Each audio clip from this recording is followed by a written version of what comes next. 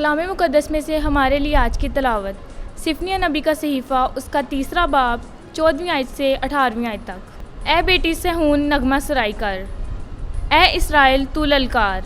ए बेटी यरूशलम अपने सारे दिल से खुशी मना और शादमानी कर।